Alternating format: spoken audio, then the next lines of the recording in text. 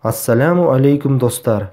Бүгінгі тақырып біз баламызға не айтып жүрміз? Қазанда не болса, шөмішке сол ілінеді. Қазақтың ішімдегінің бәрі тілімде, тілімдегінің бәрі түрімде дейтін сөзі дөп басып дәл айтылған теңеу десек қателеспейміз. О баста тек жақсылық пен мейірімділікті насихаттауға бұйырылған тіліміз кейде ашуға булыққанда зәрін төгіп алатыны жасырын емес. Бал тамған тілден у да тамады.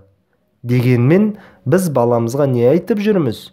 Оның бала болашағына әсері қандай? Осы туралы ойланып көрдік пе?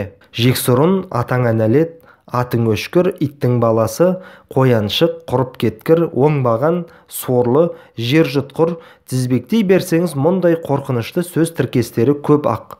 Біріміз анда-санда абайсызда айтып қалсақ, енді біріміз үнемі қолдануымыз мүмкін. Алайда қай-қайсысын алсақ та, мағынасы қарғысқа барып тірелетінін бағамдай бермейміз. Мәселен, атаңа нәлет сөзінің түбірінде сенің атаңа лағынет деген қарғау жатыр. Сорлы деп сорлағанын, ал оңбаған деу арқылы өзгенің оңбай кеткенін қалаған боласыз. Иттің баласы жер жұтқырды бала-шағаға қолдану түптің түбінде берекесіздікке алып барады. Сондықтан 30 тістен шыққан сөздеріміз дұға бата есебінде кететінін ескерсек, былапыт бейпіл сөздерден ауылымызды алыс ұстағанымыз жөн. Тіл түзелсе, елде түзеледі. Ардақты пайғамбарымыздың өзі саллаллаху алейхи уассалам кімде-кім ақырет күніне сенсе, жақсы сөз сөйлесін, немесе үндемесін деген жоқ пе еді? Сіз айтқан жақсы сөз мұратқа жеткізеді.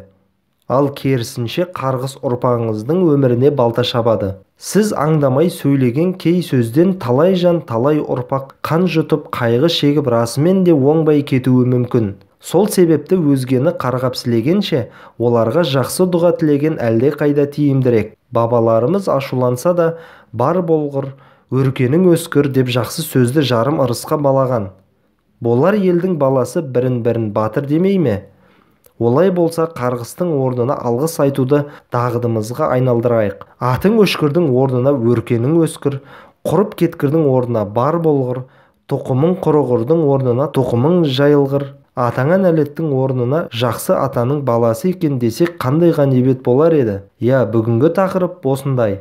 Жалпы, арнамыздың дамуына осы видеоға лайк басып, қолдау көрсетіңіздер, арнамызға жазылыңыздар, жақын таныс туыстарыңызға таратыңыздар. Барлығымызда игі сөз сөйлеп жүрейік.